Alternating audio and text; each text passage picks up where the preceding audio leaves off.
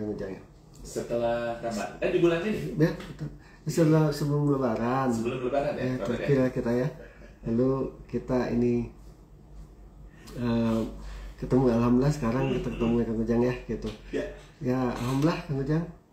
Yang pasti selamat Lebaran dulu ya. Selamat Lebaran. Selamat Lebaran dulu. Meskipun udah berapa hari lewat gitu, tapi semangatnya harus ini. Cuman ada. Saya ini suasana Lebaran masih kita rasakan nih Pak Fer. Tapi pagi ini saya mau nakutin masalahnya.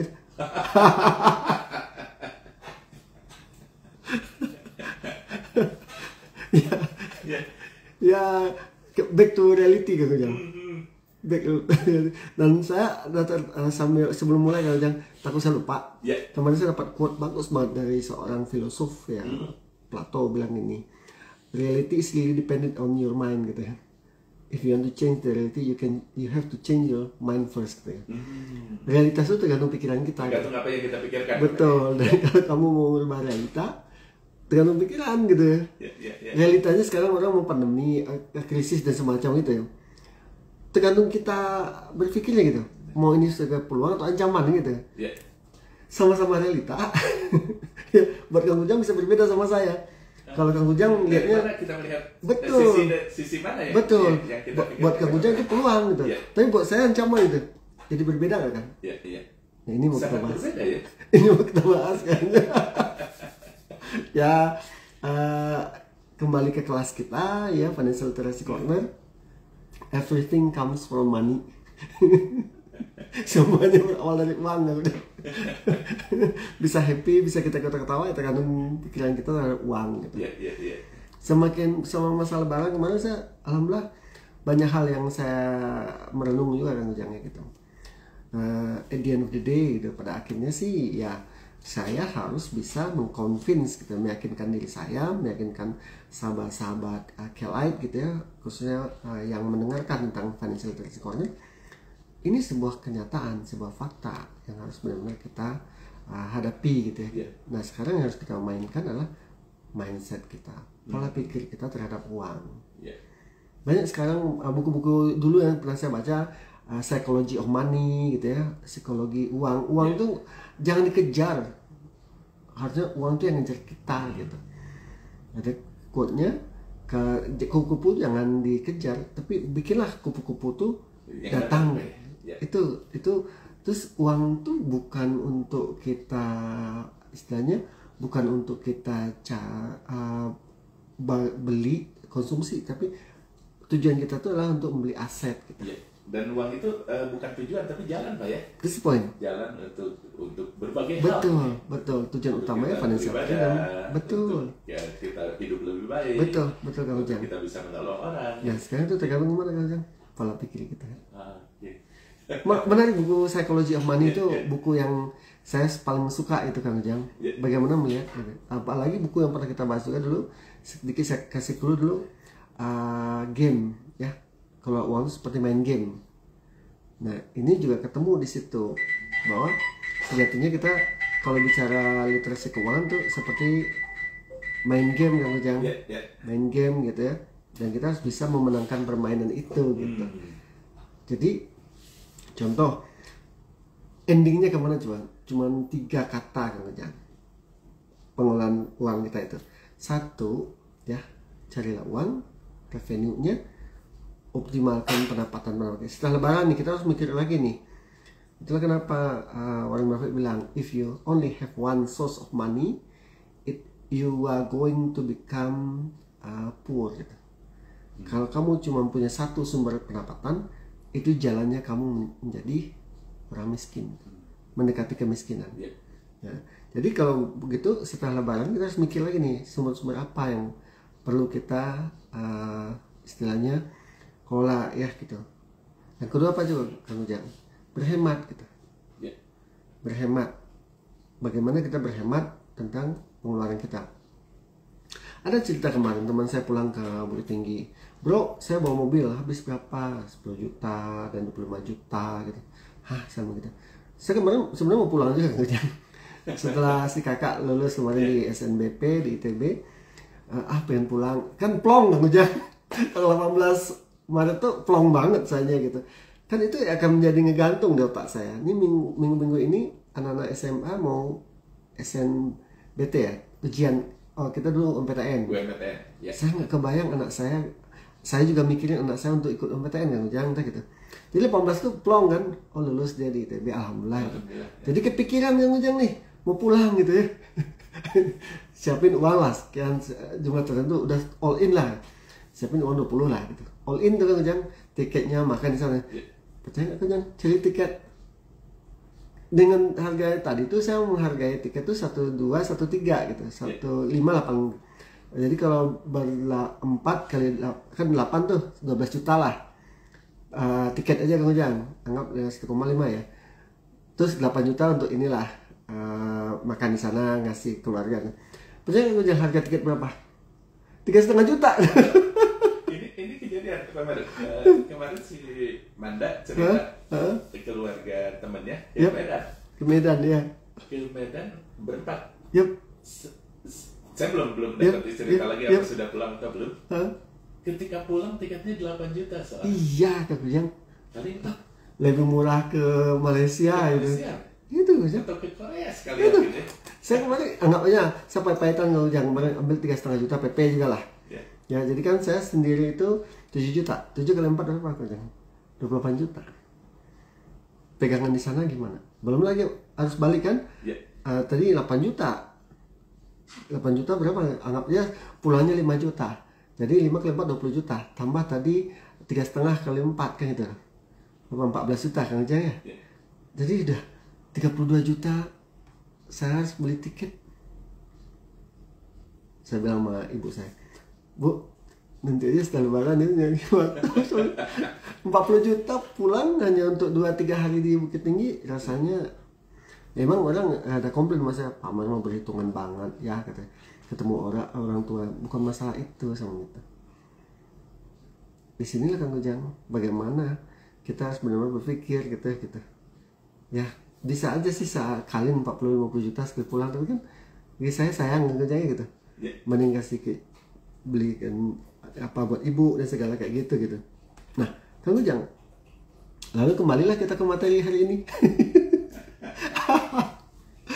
Barulah kita masuk materi kali ini Kang Ujang. Setelah dompetnya dihabisin, rekeningnya, tabungannya dikuras gitu. Atau jangan-jangan lebih parah lagi, apa coba Kang Ujang? Lebih parah lagi coba. Apa menurut Kang Ujang lebih parah lagi? Lebih berhutang berapa sih? Nah, kemana Kang Ujang? Peleter, pinjol, ya kan? Ke kartu kredit itu kan yang paling cepat dapat uang gitu kan? Ya, kalau tabungan yang ambil lain cerita lah, itu masih isu ya. Jadi aset kita yang kita habisin. Yang lebih isu kemana Kang Ujang? Pinjem kan gitu loh. Betul. Pinjem paling murah mereka peleter, beli tiket kan ada fasilitas peleter. Iya. Saya kadang-kadang tergoda juga tuh ya, tapi saya tahan jangan sampai peleter. Mending sekali habis sekali lah ya gitu. Yang kedua apa Kang Ujang? Pinjol. Pakai KTP kan gitu. Saya alhamdulillah nggak pernah Kang Ujang. Saya bilang amin jangan sampai saya berhubungan dengan pinjol. Sekali KTP kita udah kepake sama orang dipakai kredit Kang Ujang. Paling Ujang kartu kredit. Kartu kredit itu kan bukan uang kita, uang bank. Ya gitu. Punya Visa atau apa kan setelah gitu. Master kan ya. Mastercard gitu. Ngapain gitu? Nah, biasanya titik kritis itu akan muncul kapan Kang Ujang? Setelah lebaran. Sebelum kita teruskan kembali perbincangan menarik ini dalam Financial Literacy Corner dengan tema kembali fokus kelola keuangan setelah lebaran.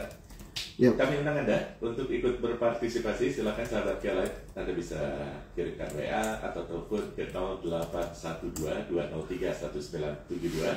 Dan obrolan kita juga bisa disaksikan di IG Live ya. Betul aja. Dr. Melisa Hendri aja kan. Di Melisa Hendri dan Kelight 107,1 FM. Betul. Jadi dari cerita itu kebayang nggak Kang Ujang sekarang? Di internal lagi bermasalah, Hutang ada, pinjol, pay letter sama kartu kredit misal, atau pinjam uang ke saudara misalnya gitu Kang Ujang ya gitu. Yang kedua dari eksternal sekarang. Eksternal apa Kang Ujang? Kondisi ekonomi makro, ya tukar, inflasi gitu ya, pengangguran, apalagi banyak lah variabel. Perang dagang Amerika Indonesia itu juga akan berdampak. PHK akan makin jadi-jadi ya, gimana produk Indonesia mau ke sana kan gitu. Memang ini masih Trump kan lagi ngulur-ngulur waktu juga yang lihat karena buat ke dia kayak kemarin hantaman China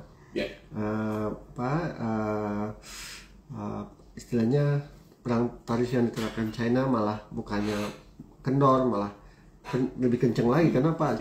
China merasa dia secara kekuatan lebih kuat dia daripada, dan melawan ya kan. Betul, hutang Amerika juga ke China berapa ya, jadi cuman kalau ke kita efeknya akan kerasa banget gitu kan, inflasi akan naik. Sekarang udah mulai kelihatan ya gitu. Nah, dampaknya buat kita dalam pengelolaan keuangan gimana gitu. Ini yang jadi masalah sebenarnya. Pak Mer, katakanlah ini kalau menyesal lah gitu ya. Tapi terlanjur ada sahabat-sahabat yang lain yang kemarin coba gitu Pak Mer. Nah, apa yang harus dilakukan nih Pak Mer? Udah kadung ya? Udah kadung. Kejadian ya? Nah, benar-benar sahabat itu bukan saya memang risiko saya ketika saya menerapkan financial literacy ini, orang menganggap saya pelit kan. Asli itu ada beberapa teman saya bilang, kok kamu berubah banget sekarang gitu. Dulu mah jajar aja kalau uang ini gitu. Saya bilang ini, saya udah berumur. Itu jawaban paling inilah Pak saya Kang Ujangnya gitu. Paling moderat ya Pak. Betul. Saya udah berumur dan saya harus berubah sama gitu. Dan ini menjadi masalah kalau saya tidak melakukan perubahan. Nah, kalau ini saya tidak melakukan perubahan, ini akan fatal buat saya, keluarga saya, bahkan teman-teman saya juga semua gitu. Kenapa? Kalau seseorang gagal kelola uang, dia sendiri yang ngerasain. Orang lain tidak akan membantu dalam tanda kutip. Bahkan teman-teman itu menjauh gitu. Jangan teman-teman, bisa jadi saudara pun akan menjauh. Nah, saya bilang ini, time to change gitu. Waktunya untuk berubah. Nah, sekarang saya lihat sebelum saya jawab pertanyaan Kang Ujang, teman-teman yang jor-joran kemarin ngeluarin uang gitu, artinya apa? Dia tidak punya kalkulasi kan gitu. Tidak ada ketegasan dalam diri untuk mendisiplinkan diri dalam hal keuangan.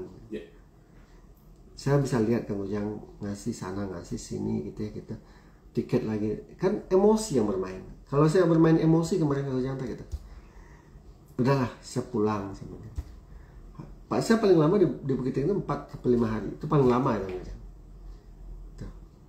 Terus dalam 5 hari itu saya harus ngabisin uang 50 juta gitu. Sayang banget untuk kapasitas saya sekarang ya Kang ya. Mungkin kalau uang saya udah triliunan lain cerita ya. Ya, ratusan miliar gitu lain cerita. Tapi bagi saya ada sebuah tingkat kebermanfaatan saya apa ya. Saya bukan berarti ini saya dalam waktu dekat ini saya akan pulang dulu gitu. Saya ketemu ibu saya di sana. Tapi kan saya ada sebuah value yang bisa saya pertahankan. Kenapa? Saya tahu kondisi lagi tidak baik-baik saja ke depan gitu. Habis uang mahari 50 juta gitu. Sayang banget buat saya gitu. Sementara anak mau bayar SPP. Di ITB sekarang tuh 12,5 per semester. Belum lagi ikut ini, TPB ini segala gitu kan jangan. Kan saya harus bertenang diri gitu. Itulah kenapa jangan setiap kita mau ngambil keputusan tentang uang, jangan pernah dalam keadaan emosi. Ya kalau orang emosi kan ingat ya Kang, FOMO ya. Ya. Terus apa lagi? FOPO kalau salah satu lagi. Fear of other opinion. Takut dengan pendapat orang lain ya. Ada aja istilahnya. Fear of other opinion, people opinion. FOMO. Jadi satu FOMO, kedua FOMO. FOMO itu fear of missing out. Yang kedua FOMO, ya, fear of people opinion gitu. Ya betul juga ya gitu. Nah jadi itu mempengaruhi kan Kang.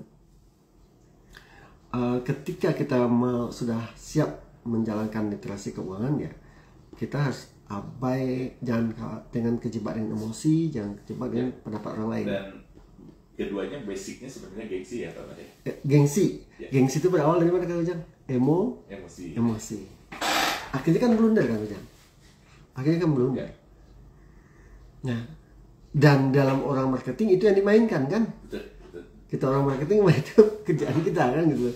Nah jadi FOMO sama FOMO ini mempengaruhi cara berpikir orang gitu.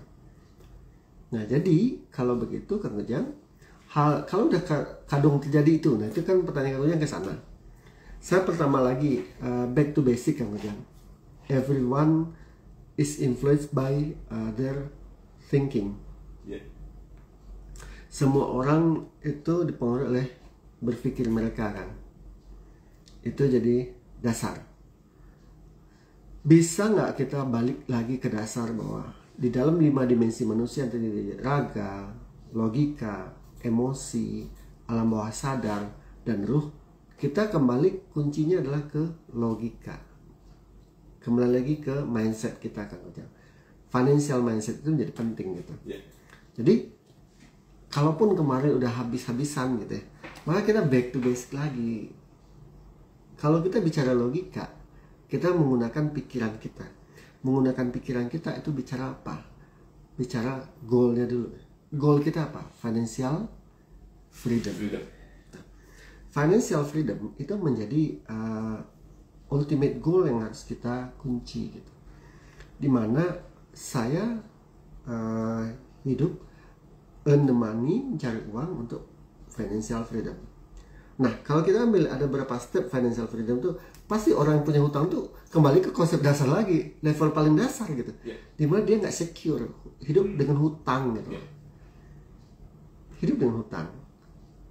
Jangankan kita, sekelas negara pun Amerika bisa goyang juga ketika dihadang sama China. Kenapa? Karena hutang Amerika ke China itu besar sekali. Betul dalam agama kita, orang berhutang malam nggak bisa tidur, siang malu.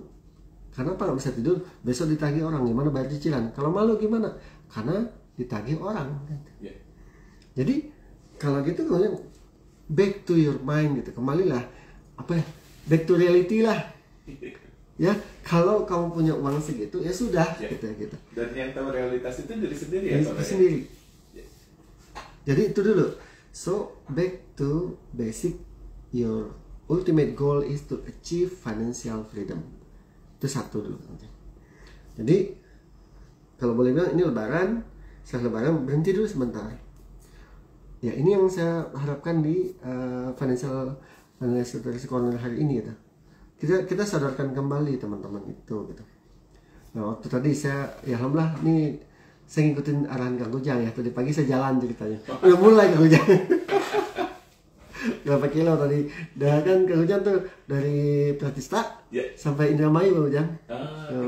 Ke depan pertigaan menuju ke Gria ya gitu. Jalan saya tadi. Dalam perjalanan saya mikir gitu. Ini juga lah ya mungkin Kang Ujang ya. Saya udah lama tidak melakukan kontemplasi. Kontemplasi itu adalah saya menyusun puzzle di otak saya lagi gitu. Itu gunanya seorang pemilik Microsoft, Bill Gates. Saya udah gini juga sekarang gitu. Seorang Bill Gates itu dia butuh waktu khusus untuk merenung. Karena ide itu datangnya ketika itu. Nah saya tadi menemukan tuh pas saya jalan gitu kan. Saya bilang kata si kakak, ya tumben nggak mau motor deh. Nah saya gitu. Pengen jalan aja. Nah, dalam perjalanan itu saya mikir kan, ada kesempatan saya untuk mengkontemplasi gitu. Saya reformat ulang otak saya yang udah kusut gitu. Banyak beban bla bla bla bla gitu. Startingnya di mana? Hakikatnya saya sebagai manusia, beribadah pada Allah, dan salah satu jalannya adalah uang, kan gitu. Betul nggak kan? Ya. Nah, jadi dalam kacamata saya uang inilah proses yang harus kita lakukan setelah bantu mereset up otak kita gitu. Our main goal is to achieve financial freedom. Itu pertama. Nah, yang kedua kan, kita harus mencari dulu probability atau peluang source of income kita gitu. Nah, dipetakan lagi nih. Saya dari sini gaji saya, dari sini project saya, project A, B, C, D, itu kan harus dicari gitu. Saya bilang gini, memang ekonomi lagi susah-susah gitu, tapi prinsip yang saya pakai nih, saya menggunakan prinsip siapa yang prinsip Warren Buffett gitu dalam berinvestasi. Ketika orang takut, kita masuk gitu. Ketika orang nggak takut, kita keluar. Kebayang nggak gitu? Ya, saya terjemahin ke tim saya, teman-teman sebenarnya itu. Ketika orang tiarap, kita nyerang gitu. Tapi kita orang nyerang, kita tiarap gitu. Kenapa? Itu saya teringat salah satu prinsip berinvestasi. Kenapa Kang Ujang ketika orang takut kita masuk? Pasar kan lagi turun kan gitu. Take kita. Nah, otak kita harus mulai berpikir sekarang dari mana sumber-sumber pendapatan yang bisa saya ini. Itu semakin yakin saya ketika belajar filsafat, Kang Ujang, filsafat ilmu itu, Allah tuh benar-benar ngasih kita tuh yang paling utama tuh akal gitu ya. Akal untuk berpikir kan Kang Ujang gitu. Nah, dari sana kita bisa ngerasain, oh sumber pendapatan saya dari mana sih gitu. Kenapa saya komit dengan pesan saya, oh iya ini kita dapat segini, dapat sini, ini rencana saya dari sini sini. Dan itu harus difikirkan gitu Kang Ujang, nggak bisa. Saya percaya gini, kita tidak akan pernah mendapatkan hasil lebih dari tahun lalu kalau kita menggunakan cara yang sama dengan tahun lalu. Betul betul. Itu kenapa? Baru mau saya ucapkan Bapak. Artinya berlaku nggak dalam hal pengelolaan keuangan? Berlaku. Betul.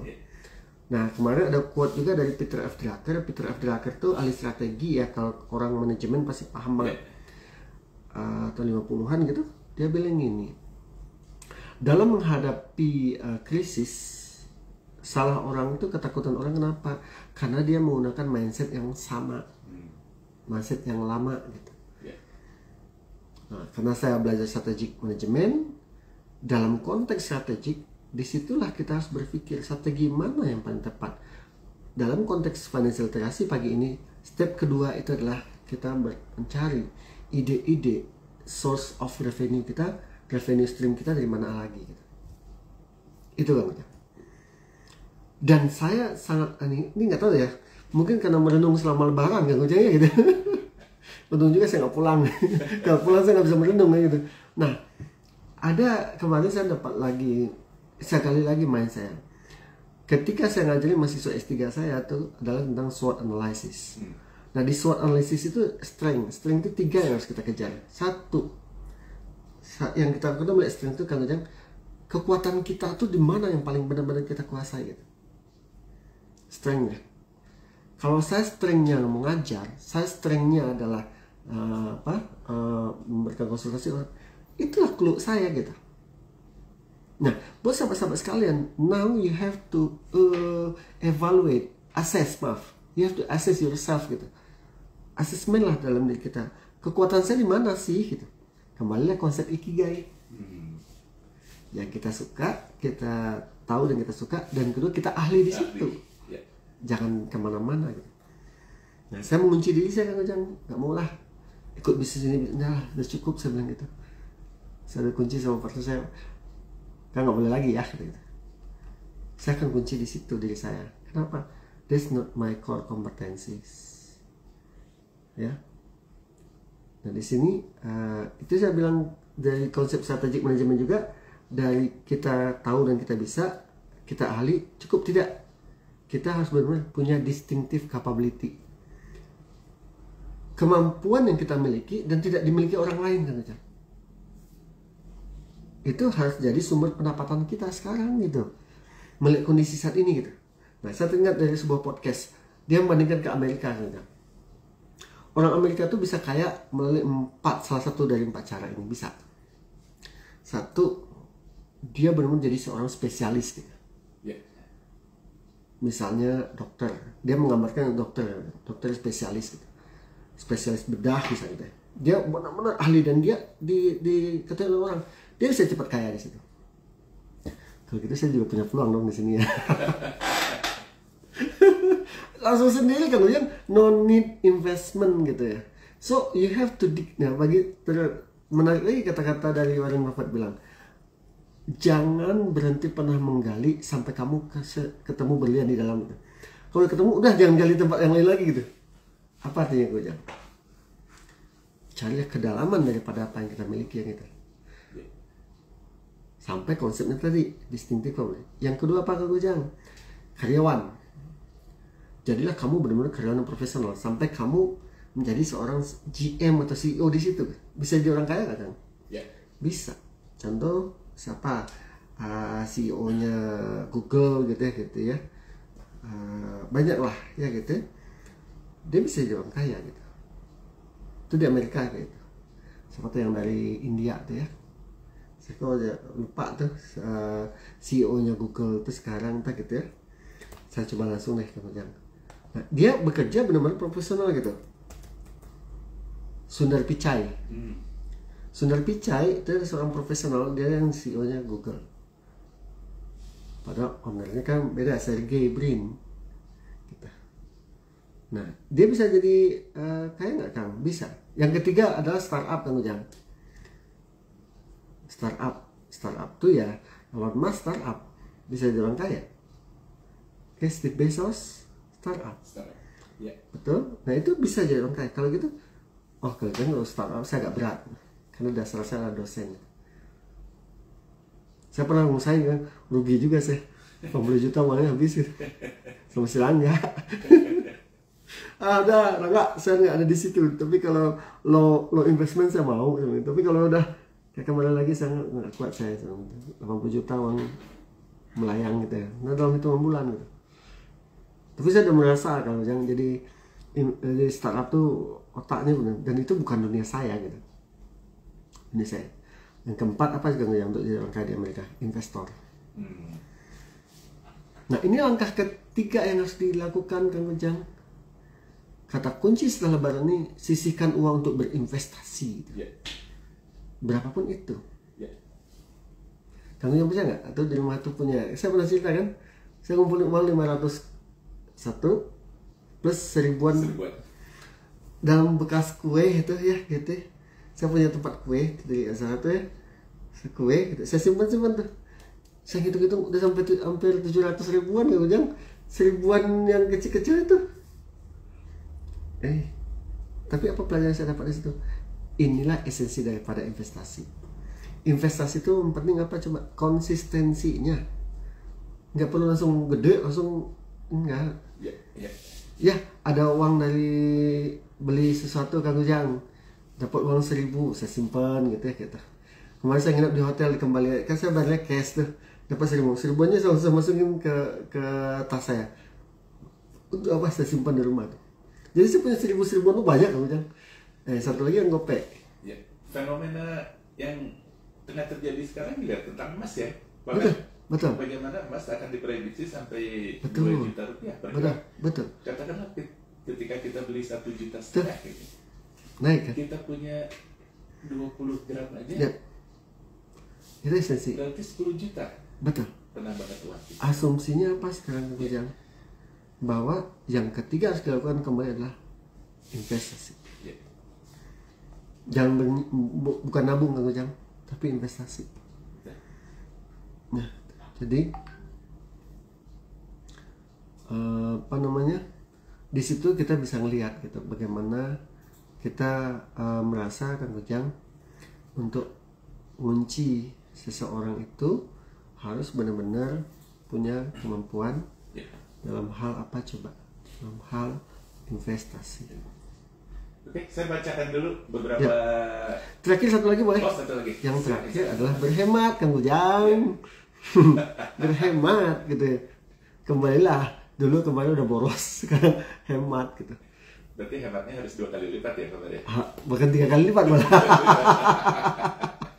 Nah yang terakhir banget tuh siapkanlah tabungan dan investasi di situ Kang Ujang. Jadi maaf, dana darurat.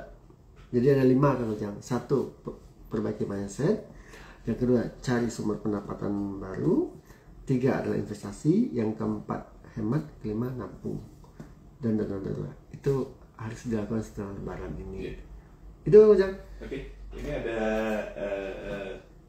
sahabat Indri Melani. Assalamualaikum, katanya Pak Mer. Mohon maaf lahir dan batin. Turut menyimak ibarat SPBU dari nol, katanya Pak Mer. Aduh. Jadi di riset kembali. Aduh.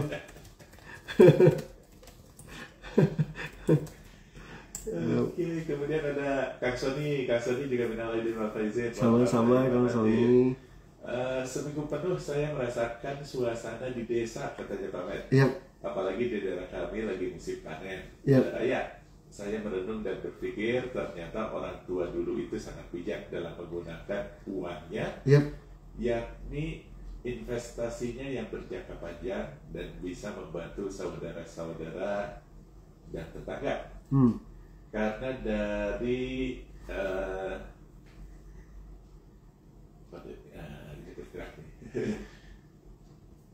sebentar dan membantu saudara-saudara tetangga, karena dari hal pengelolaan sawah perputaran uang sangat baik. Ternyata membantu saudara dan tetangga dilakukan juga dari berbagai sudut, katanya. Di desa itu tidak disibukkan dengan perang dagang Cina dan Amerika. Ya. Kamu yang menarik ya. Jadi kadang-kadang apa yang kita dapatkan sekarang, informasi mudah banget dapatnya kan, itu membuat kita overthinking ya gitu. Overthinking. Saya selalu remind karena anak didik saya baik di Cirebon ataupun di Bandung ya Kang, gitu, bahwa pada akhirnya kita tuh ada kalimat strategik yang saya sampaikan ke teman-teman tuh, ya, mulailah dari apa yang kamu punya, apa yang kamu bisa, dan sekarang, dan dimanapun kamu berada. Jadi hal-hal kayak gitu menjadi salah satu hal yang mendasar buat kita Kang Ujang, khususnya dalam hal kita mengelola keuangan ya. Mulai dari sesuatu yang kita punya, ya jelas Kang Ujang, jangan maksakan gitu Kang Ujang ya gitu. Oke. Yang kedua, mulai dengan apa yang kita waktu yang kita miliki, di mana kita berada ya gitu. Nah artinya apa? Kita harus benar-benar bisa mengunci gitu Kang Ujang ya gitu. Ya. Jadi kita benar-benar bisa berbuat sesuatu yang mungkin bisa kita lakukan sekarang gitu. Malah saya agak mengurangi, benar-benar mengurangi sekarang Kang Ujang. Sesuatu yang menurut saya nggak beneficial buat saya hentikan gitu. Nah, dalam konteks kalau keuangan, satu kata yang saya rasa disiplin. Mendisiplinkan diri gitu. Mendisiplinkan pikiran kita juga. Jadi ketika kita di daerah, kita bisa bantu sekitar dengan apa yang kita punya gitu. Sawah tadi ya, dampak perang dagang sih nggak, kenapa circle-nya memang circle yang sangat lokusnya sangat sempit gitu. Tapi saya rasa itu memang harus kita lakukan gitu. Dan kalau di desa atau di ini banyak local wisdom ya Pak, betul. bisa kita pelajari sebetulnya. Betul. Dan bisa jadi kita eksekusi juga malah Kang Ujang. Ya. Nah, itu cara pandang kita, cuman secara makro di Kilat kita juga harus bahas ya. Betul. Ya. Kenapa jangan sampai kita, karena memang Kilat sebagai radio adalah penyambung informasi ya, penyebar informasi kan Kang Ujang kita. Sayang kalau sahabat-sahabat tidak memahami hal seperti itu gitu. Tuh Kang Ujang. Dan ya salah satu fungsi media kan edukasi ya. Ya, betul. Jangan kalau konteks tergantung. Konteksnya kalau akan teteh di desa atau di tempat tinggal itu bisa diambil. Cuman nanti endingnya, tadi pagi saya di mobil juga sambil nyetir, saya mikir gini. Saya kemarin ngajarin tentang sesuatu yang namanya balance scorecard. Mungkin tahun 90-an udah ada, betul. Tapi sekarang gini, ada sebuah konsep yang saya pikir gini. basic daripada karyawan manusia adalah thinking ability, kemampuan berpikir. Ya, itu kemampuan berpikir itu yang akan bisa kita mengcustom apapun yang kita dapatkan. Sehingga dua kata yang saya pegang, satu adalah analytical thinking, kemampuan berpikirnya jadi jelas. Yang kedua apa coba kalian? Logical reasoning.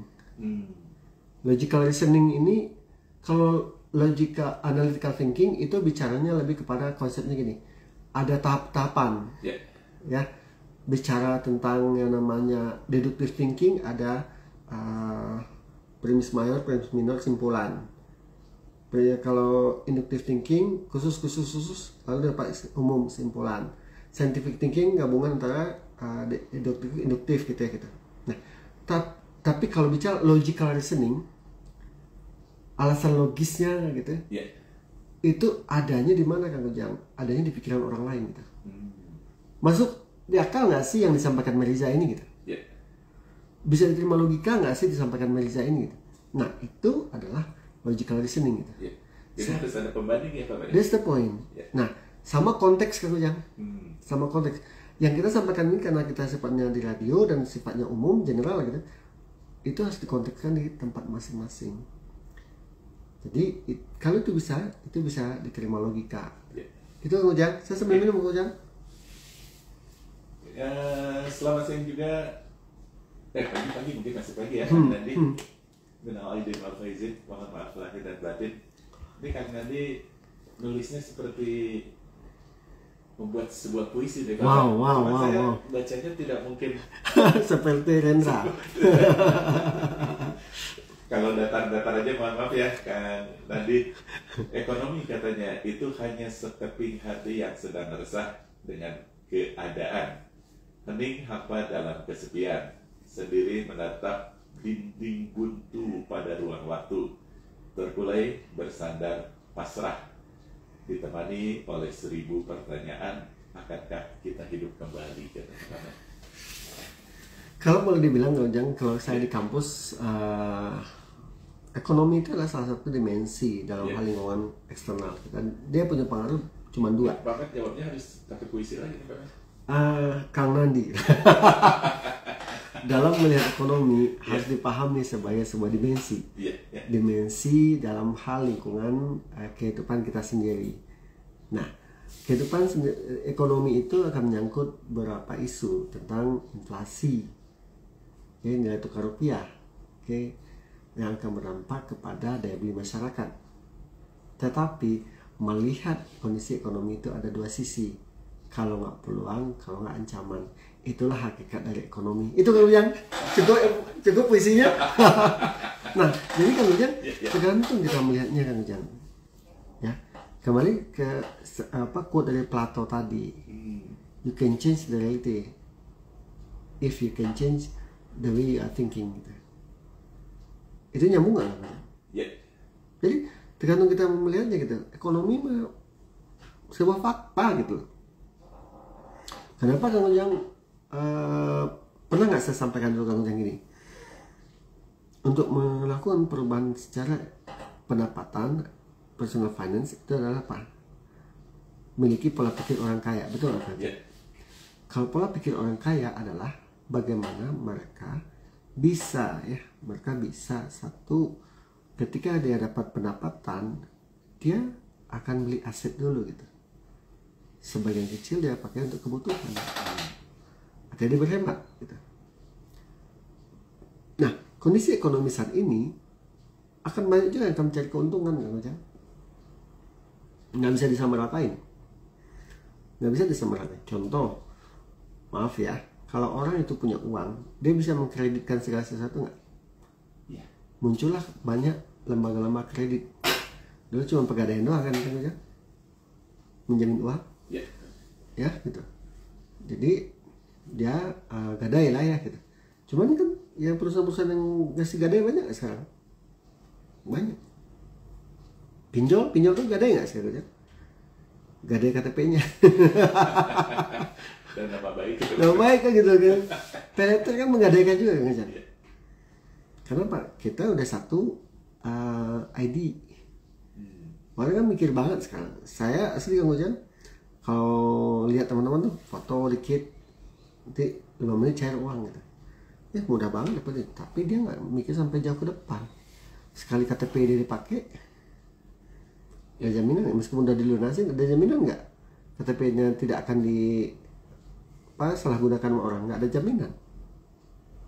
Karena di negara kita ini data pribadi itu masih sesuatu yang belum secret, belum punyanya gitu, gampang diperjualbelikan kan gitu.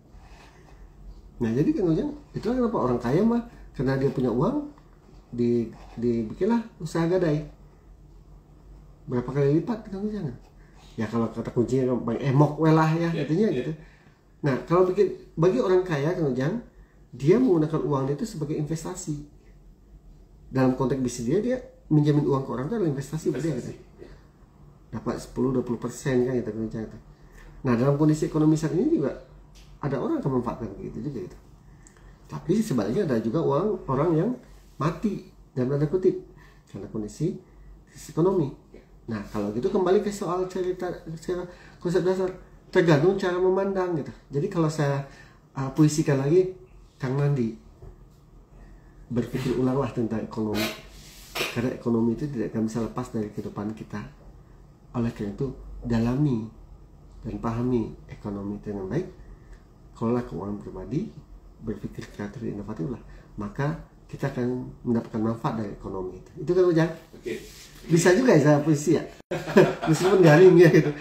Itu kan Ujang? Biarkan tadi yang menilai. Aduh ampun, siap Kang Nandi gitu. Ini Kang Sani ngirim WA lagi nih, Bang Mer, saya pribadi ada cerita nyata. Dulu waktu ada COVID katanya PPKM dilakukan, bahkan dilakukan dengan ketat. Pergerakan ekonomi turun. Alhamdulillah masyarakat Indonesia sifat dan kepeduliannya sangat terbukti. Dan COVID hilang, suasana bergerak lagi. Perang dagang Cina dan Amerika kita jadikan peluang katanya Pak Mer. Biarkan Cina dan Amerika ribut, sibuk, tapi tetap berpikir agar dari perang kedua negara itu ada nilai kebaikan untuk kita. Dulu kita dalam keadaan tidak bebas, kita bisa mampu. Kalau sekarang kita leluasa bergerak, insya Allah kuat dalam menaklukkan tantangan atas perang dagang Amerika dan Cina tersebut. Itu dari mana kita melihatnya Pak Mer ya? Akan lihat sebagai sebuah peluang atau sebuah ancaman gitu. Ketika kita bisa tenang berpikir, insya Allah kita akan bisa menilai itu sebagai peluang atau ancaman itu. Kalau bagi saya, adanya Amerika naikkan 34% gitu ya gitu. Sekarang udah 100 sekian Pak ya? Untuk China ya? Ya untuk China ya? Untuk China. Nah, jadi kalau kita melihat, artinya apa? Peluang kita juga nanti adalah mencari pasar-pasar selain Amerika gitu. Itu. Ya kan ada beberapa sektor industri ya yang diekspor Indonesia ke sana. Nah, jadi kalau bagi saya cara untuk bisa melihat peluang ini, berpikir jernih dulu kan jangan terbalik. Lalu yang kedua, benar nggak sih datanya gitu. Saya ingat Carl Jung, seorang filsuf bilang gini, manusia itu manusia itu malas berpikir. Sukanya apa aja? Menjudge. Sukanya memberikan penilaian gitu. Nah, seringkali kita kejebak di situ. Kalau kita masih di level judgment, habis kita yang akan bisa banyak misalnya. Nah, oleh karena itu, saya berpikir tenang, pakai data, jangan pakai asumsi gitu. Nah, yang ketiga, saya lihat bagaimana sih kita mengikuti berbagai forum ya, melihat apa masalah orang dan dimana peluangnya itu. Nah, maka itu juga informasi akan nambah insight juga sama kita gitu. Bahwa oh iya ya benar gitu, kita tuh akan bisa menambah istilahnya gini ya, menambah untuk di ekonomi itu sebagai peluang buat kita. Itu kan Ujang? Itu dalam sisi makro maupun mikro Pak. Betul. Betul. Ini yang harus jadi perhatian kita. Maka kalau itu bisa kita lakuin, maka insya Allah kita akan bisa lebih baik. Itu kan Ujang? Pak Mer. Gak kerasa. Oh, alhamdulillah. Ya, betul. kita sudah mendekati waktu-waktu terakhir jumpa kita dalam Financial Literasi Corner ini, Pak Matt. Yap. Nah, Kang Ujang, menarik sih. Saya sih 5 hal yang harus kita lakukan setelah Lebaran ini gitu untuk bisa kembali mengelola keuangan kita. Pertama, back to basic lagi, pola pikir kita balikin lagi ke awal. Bahwa awal ceritanya adalah saya bertujuan untuk financial freedom. Itu dulu. That's my ultimate goal. Tujuan utama saya adalah capai kebebasan finansial. Pertama, yang kedua adalah kemudian kita mulai berpikir dari mana kita mendapatkan uang lagi gitu. Nah, ini menjadi poin buat kita gitu. Revenue stream kita harus benar-benar kita definisikan ulang gitu. Oh, saya sebagai karyawan pendapatan tambahan dari mana? Saya bisa ikut lembur gitu ya, saya bisa ikut kinerja, bisa dapat insentif, dapat bonus gitu. Maka itu adalah bagian daripada kita untuk menambah pendapatan, pundi-pundi pendapatan keuangan kita kan. Kalau nggak kayak gitu kita nggak akan pernah bisa berpikir membuat perubahan dalam bisnis kita gitu. Itu yang kedua. Yang ketiga kan, kita harus mulai berinvestasi. Investasi itu menjadi salah satu sumber pendapatan kita juga gitu. Sedikit pun, meskipun cuma sedikit, tetap berinvestasi. Saya ini meskipun sedikit ya saya investasi aja gitu. Karena itu saya punya hope di situ. Ingat kata Pak Khairul Tanjung, investasi itu adalah membeli masa depan gitu. Ya, membeli masa depan. Kenapa saya investasi di sini? Nilai uang saya 100 juta saat ini, nanti ke depan 1 miliar gitu. Jadi itu poinnya. Maka investasi itu setelah saya baca, inilah hakikat daripada financial literasi sebenarnya. Bisa nggak kita menyisihkan uang untuk investasi? Kenapa? Investasi itu money creates money. Uang menghasilkan uang, gitu. Nah, kalau saya ambil dari Warren Buffett, improve your skill, naikin kemampuan kamu untuk bisa menghasilkan uang. Uangnya sebagian kecil pakai untuk daily, tapi sebagian besar untuk apa?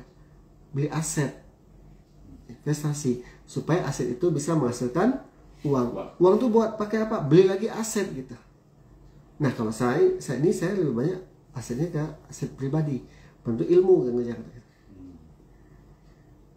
Bentuk ilmu. Maka investasi itu harus jadi pemikiran buat kita setelah Lebaran ini gitu. Mau emas kayak mau apa ya kita. Boleh situ. Yang keempat maaf Ujang, berhematlah gitu dalam hal pengeluaran gitu. Nah, kelima, mulailah nabung dan siapkan dana darurat. 5 itulah yang harus kita siapin dalam keuangan di setelah Lebaran ini kan Ujang. Insya Allah itu bisa men-smoothing lagi keuangan kita gitu.